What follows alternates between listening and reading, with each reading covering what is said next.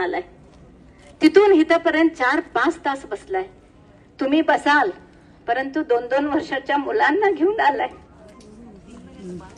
रडू नका, आम्ही तुमच्या सोबत आहे. वहिनी रडू नका, आम्ही तुमच्या सोबत आहे. वहिनी रडू नका, तुम्ही आहे का नाही वहिनीच्या बरोबर सगळे?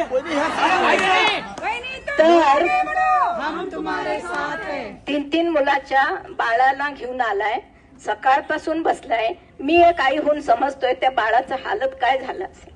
त्या बाळाला काय खायला नाही इथं, किंवा त्याला पाणी प्यायला नाहीये. घरात असलं तर आमचं बाळ किती आनंदानं जेवतंय, किती खेळतंय.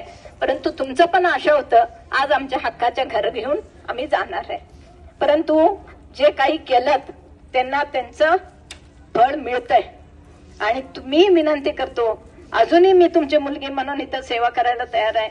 मी कधी घाबरणार नाही, परतून जाणार नाही. मी टक्कर देतो आणि तुमच्यासाठी परत आणि इथंच येऊन तुम्हाला तुमचं हक्काचं घर मी दिल्याशिवाय थांबणार नाही. परंतु हे तुम्ही आज लक्षात घेऊन जायचं, मनात ठेवून घेऊन जायचं.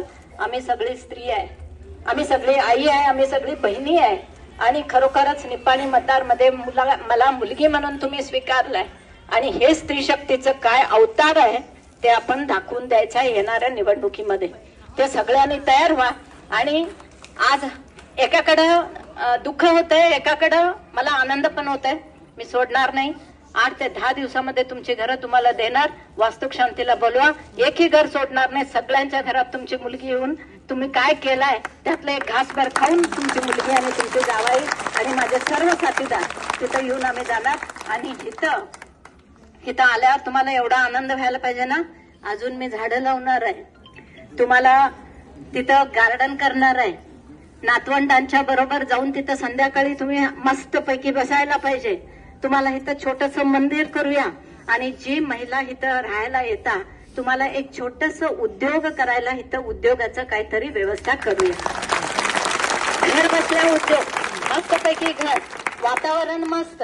आणि कधी तुम्हाला इच्छा होत आहे तेव्हा मुलगीला बोलवा, मी येऊन तुमच्या संग मस्त पैकी आनंदानं आम्ही दोघं आमचे कार्यकर्ते सगळे येऊन तुमच्या बरोबर राहून जातो. आणि हे आज दुःख मानून घेऊ नका, कारण हे एक जिद्द म्हणजे काय ते आत्मविश्वास अजून आमचं बळकट केलं. आज जे होतंय ते चांगल्यासाठी होतंय, जे होणार आहे ते चांगल्यासाठी होतंय. येताना काही आणलं नाही, जाताना काही घेऊन जात नाही. असो तोपर्यंत चांगलं काम करायचं. आणि तुमची मुलगी म्हणून तुम्हाला तुमचं आयुष्य असो तोपर्यंत माझं लक्षात राहायला पाहिजे, दोघांचं, आमच्या कार्यकर्त्यांचं.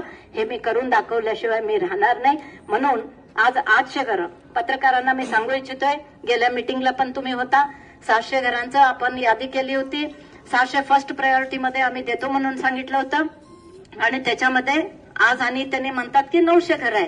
परंतु काल आम्ही चर्चा करून जे इथून मिटिंग झाल्या बरोबर कोण 3 हप्ते 4 हप्ते भरल्यात त्यांचं पण 200 आम्ही ह्याच्यामध्ये ऍड केलं होतं. 600 प्लस 200 800 झालं होतं. 800 आज क्लिअर केलं तर आम्ही उद्यापासूनच आम्ही प्रोसेस सुरू करणार होतो. आणि येणाऱ्या आठवड्याच्या आत उरलेली सगळी घरं आम्ही द्यायचं व्यवस्था केलं होतं. आणि ह्याच्यामध्ये कुठलंही चूक झालं नाही माझ्याकडून. अधिकारी काय चुका केल्यात म्हणून सांगतात ते बघूया. तसं केलं असलं तर ते करेक्शन करून घेऊया, त्याच्यात काही वाद नाहीये. आणि मी तरी हे एवढं घरं दिलं तरी 200 घरं रिकाम आहेत. अजूनही कोण येणार असलं तर येऊ दे म्हणून तुम्ही पत्रकारांनी आव्हान करा, मस्तपैकी आव्हान करा. अजूनही कोणाला पाहिजे असलं तर येऊ दे. आणि अजूनही हे 600